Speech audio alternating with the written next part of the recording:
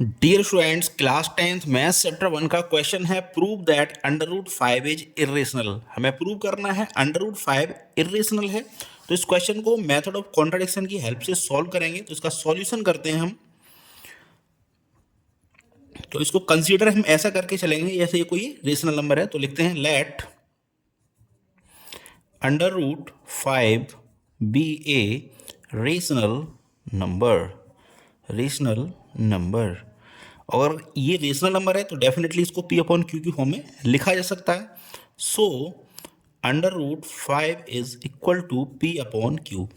पहले भी हम पढ़ चुके हैं, कोई भी रेशनल नंबर होगा उसको न्यूमरेटर अपॉन डिनोमिनेटर की फॉर्म में लिखा जाएगा, पी अपॉन क्यू की फॉर्म में लिखा जा सकता है। तो वही हमने यहाँ पे किया है कि अंडर रूट 5 इक्वल टू क्या मान लिया हमने, पी अपॉन क्यू है।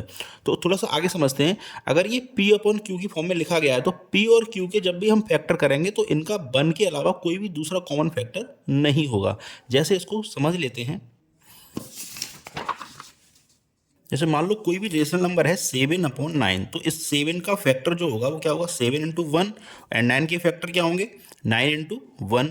या ऐसे आप समझ लो, जैसे कहीं लिखा हुआ है 5/7, तो 5/7 को क्या लिखा जा सकता है, 5 × 1 एंड 7 × 1। तो दोनों में 1 के अलावा कोई भी फैक्टर कॉमन नहीं है। अच्छा, कुछ सोचेंगे कि जैसे हम इसको ऐसे भी तो लिख सकते हैं 10/14, तो 5 × 2 एंड 7 × 2। तो ऐसे 2 भी तो कॉमन फैक्टर हो गया। लेकिन जब भी हम किसी भी रेशनल नंबर को लिखेंगे तो उसकी सिंपलेस्ट फॉर्म में लिखा जाएगा ना। 10/14 अल्टीमेटली है क्या, 10/14 एक, इसको अगर सिंपलेस्ट फॉर्म में इसको लिखेंगे तो क्या हो जाएगा, ये 5/7 ही तो होगा। तो जब भी कोई भी रेशनल नंबर लिखा जाएगा तो हमेशा वो सिंपलेस्ट फॉर्म में ही लिखा जा सकता है। तो हम कह सकते हैं 5/5 और 7 का कोई भी फैक्टर कॉमन नहीं है सिवाय 1 के। तो ये 5 और ये 7 कैसे नंबर कहलाएंगे, वो नंबर्स जिनका कोई भी कॉमन फैक्टर नहीं होता 1 के अलावा, वो कहलाते हैं को प्राइम नंबर। तो हम कह सकते हैं इस क्वेश्चन में पी अपॉन क्यू जो है, पी और क्यू क्या है, पी एंड क्यू हमारे को प्राइम नंबर हैं। तो लिख सकते हैं इसके लिए where p and q are coprime number. Coprime number कौन से होते हैं, ऐसे नंबर जिनका 1 के अलावा कोई भी दूसरा कॉमन फैक्टर ना हो। या आप ऐसे भी इसको लिख सकते हैं, या तो ये लिख दें या फिर मैं जो लाइन लिखने जा रहा हूँ वो भी लिख सकते हैं, where p and q have no common factor other than 1। Where p and q have no common factor other than 1। तो अच्छा, इसको आगे मैं कैसे सॉल्व करूंगा, क्यू को मैं ले जा रहा हूँ अंडर रूट 5 के पास। तो इसको लिख सकता हूँ under root 5 multiply by q equal to p. लिख सकते हैं, क्यू को हमने इधर भेज दिया। अब मुझे अंडर रूट 5 हटाना है, तो इस अंडर रूट 5 को हटाने के लिए क्या करूँगा, मैं स्क्वायर करूँगा। तो लिखते हैं squaring both sides. Squaring both sides करते हैं तो यहाँ हो जाएगा अंडर रूट 5 क्यू का स्क्वायर इक्वल टू पी का स्क्वायर। तो ये हो जाएगा 5 क्यू स्क्वायर इक्वल टू ये हो जाएगा पी स्क्वायर।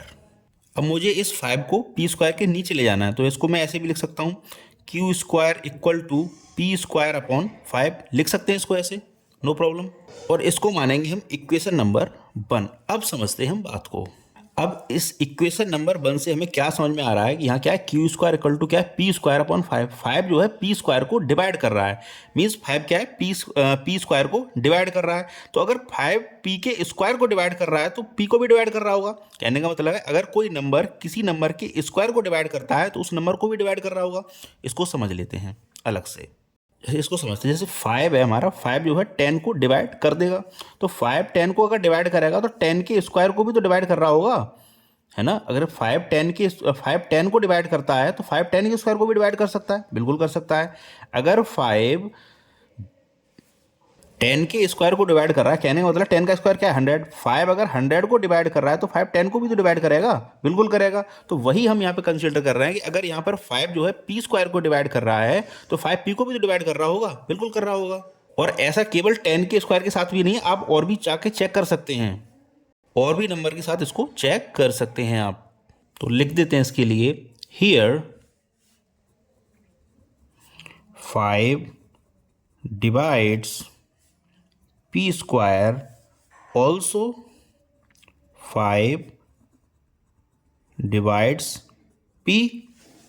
यहाँ तक आई थिंक कोई दिक्कत नहीं होनी चाहिए।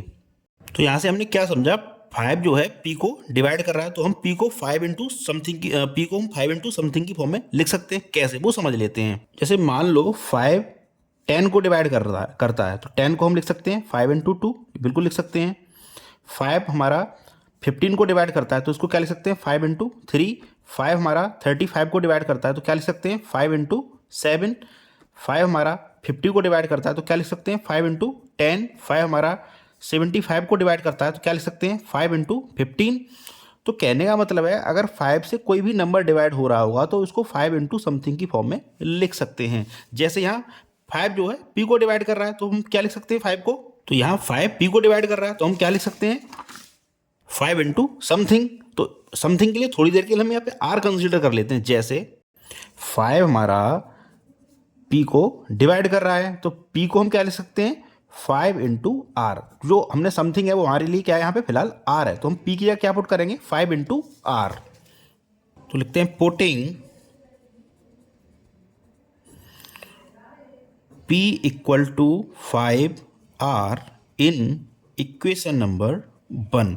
तो पुट कर देते हैं। तो यहाँ क्या है, इधर क्यू स्क्वायर, तो क्यू स्क्वायर लिखा हुआ है, तो p की जगह पुट क्या करना है हमें 5r, तो यहाँ से लिख देंगे हम 5r का स्क्वायर। p की जगह 5r पुट किया है हमने, और डिवाइड में क्या है यहाँ पर 5। इसको फर्दर सॉल्व करते हैं, तो ये हो जाएगा q square equal to 25 r square upon 5, and 5 से 25 कट जाएगा 5 टाइम्स, तो ये हो जाएगा हमारा q square equal to 5 r square. तो मैं इसको कैसे लिख सकता हूँ, मैं 5 को क्यू स्क्वायर के नीचे लेके आऊँगा, तो इसको हम लिख सकते हैं q square upon 5 equal to r square, लिख सकते हैं, कोई दिक्कत नहीं। अब यहाँ से हम समझेंगे, जैसे 5 क्यू स्क्वायर को डिवाइड कर रहा है तो q को भी डिवाइड कर रहा होगा। इस बात को तो हम पहले भी समझ चुके हैं कि यहाँ 5 p स्क्वायर को डिवाइड कर रहा था तो p को भी डिवाइड करेगा। तो सिमिलरली यहाँ पर भी ऐसा ही हो जाएगा, 5 अगर q स्क्वायर को डिवाइड कर रहा है तो q को भी डिवाइड करेगा। तो लिख देते हैं इसको 5, यहाँ लिखते हैं because 5 divides q square also 5 divides q। मैं आपसे रिक्वेस्ट करूंगा, क्वेश्चन को आगे सॉल्व करने से पहले मैं आपसे रिक्वेस्ट करूंगा चैनल को सब्सक्राइब जरूर कर लें। क्वेश्चन पर वापस आते हैं हम। अब यहाँ से हम समझ रहे हैं कि जैसे यहाँ पर क्या है कि हमने शुरू में कंसीडर क्या किया था, हमने कंसीडर किया था कि p और q का 1 के अलावा कोई भी कॉमन फैक्टर नहीं है। तो यहाँ हम क्या देख रहे हैं, p जो है 5 से डिवाइड हो रहा है और यहाँ पर q भी 5 से डिवाइड हो रहा है। मतलब कहने का ये है कि p और q 1 के अलावा एक नंबर ऐसा भी है जो कि 5 है, इससे भी डिवाइड हो रहे हैं। फिर से समझ लेते हैं इस बात को। हमने कंसीडर क्या किया था शुरू में, हमने कंसीडर किया था कि p एंड q कैसे नंबर हैं, को प्राइम नंबर है। कहने का मतलब है p और q का 1 के अलावा कोई भी कॉमन फैक्टर नहीं है। लेकिन जैसे ही हमने इस क्वेश्चन को आगे सॉल्व किया तो हमें पता चला कि 5 जो p जो है 5 से भी डिवाइड हो रहा है, और यहाँ पर हमने पता कर लिया q 5 से भी डिवाइड हो रहा है, q भी 5 से डिवाइड हो रहा है। तो इसका मतलब है कि p एंड q 1 के अलावा 5 से भी डिवाइड हो रहे हैं। और ऐसा हो क्यों रहा है, ऐसा इसलिए हो रहा है क्योंकि जो हमने अजम्पशन शुरू में मानी थी, करी थी, हमारी अजम्पशन ये थी कि जो हमारा नंबर है वो कैसा है, रेशनल नंबर है। √5 को हमने रेशनल नंबर कंसीडर किया था, √5 को हमने रेशनल नंबर कंसीडर किया था, बल्कि ऐसा है नहीं। √5 कैसा है, इरेशनल है। ये इसीलिए ऐसा हो रहा है, इसी को बोलते हैं मेथड ऑफ कॉन्ट्राडिक्शन। तो लिख देते हैं so that 5 is common factor of p and q other than 1। तो 1 के अलावा p एंड q का एक कॉमन फैक्टर 5 भी है। दिस कॉन्ट्राडिक्शन अराइज, ये फाइनल लाइन हमको लिखनी होगी, दिस